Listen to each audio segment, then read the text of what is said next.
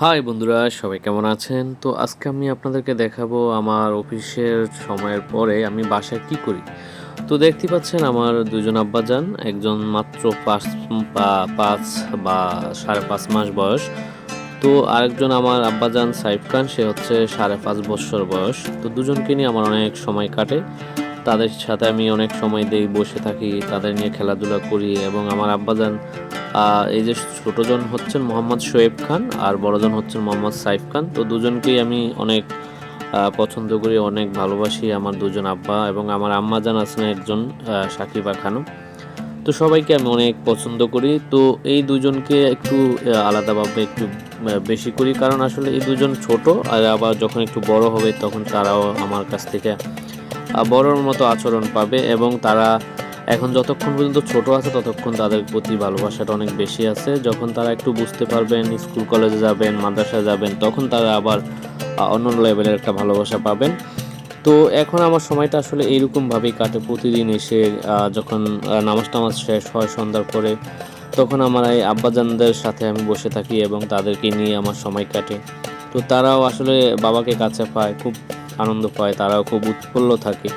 তবে বাবাদের কাছে বাচ্চারা বেশিক্ষণ থাকে না, আসলে তারা অনেক কান্নাকাটি করে।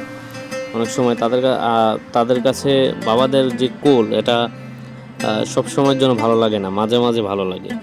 তো মায়েদের কোল হলো বাচ্চাদের জন্য নিরাপদ আশ্রয়স্থল, সেটি আসলে বাচ্চারা বুঝে। তো দেখতে পাচ্ছেন তারা দুই ভাই কি সুন্দর করে খেলতেছে এবং তারা কথা বলে। ফাঁকে ফাঁকে আমার আব্বাজান আবার একটু ভিডিওর দিকে তাকায়, সে বুঝতে পারে যে আসলে আমি তাকে ভিডিও করতেছি এবং সে এটাও বুঝে যে তাকে নিয়ে আজকের ভিডিওটা হবে, কারণ সে কিছুক্ষণ ভিডিওর দিকে তাকিয়ে পরবর্তীতে আবার কেঁদে দেয়। এটি হচ্ছে আমার আম্মাজান।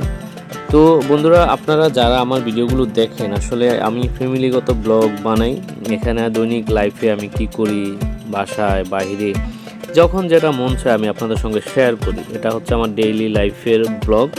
তো আশা করি আপনাদের এই ব্লগগুলো আসলে ভালো লাগবে এবং আপনারা আমার এই ব্লগগুলো দেখে কিছু একটা ব্যাপার শিখতে পারেন, যেমন ফ্যামিলিতে সময় দেওয়া, ফ্যামিলির বাচ্চাদেরকে একটু কাছে রাখা, তাদের সাথে একটু সময় কাটানো। বাচ্চারা আসলে বাবাকে সবসময় পায় না, তো যখন পায় তখন যেন একটু ভালোভাবে পায়, সে বিষয়টা লক্ষ্য রাখতে হবে। তো বন্ধুরা, আপনাদেরকে এই বিষয়টি আসলে আমি মূলত দেখানোর বিষয় ছিল। দেখতে পাচ্ছেন আব্বাজান অনেক সময় আমার কাছে থাকছে, এখন মোবাইলটা ধরার জন্য খুব ফাড়াফাড়ি লাগিয়ে দিছে।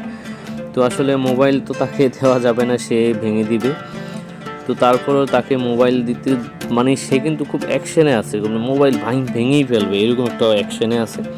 তো সবাই আমার আব্বাজান শোয়েব খানের জন্য দোয়া করবেন, সে যেন ভালো মানুষ হতে পারে। এবং আমার বড় আব্বাজান সাইফ খানের জন্য দোয়া করবেন, সে মাদ্রাসাতে ইনশাল্লাহ ভর্তি হবে এই রমজানে।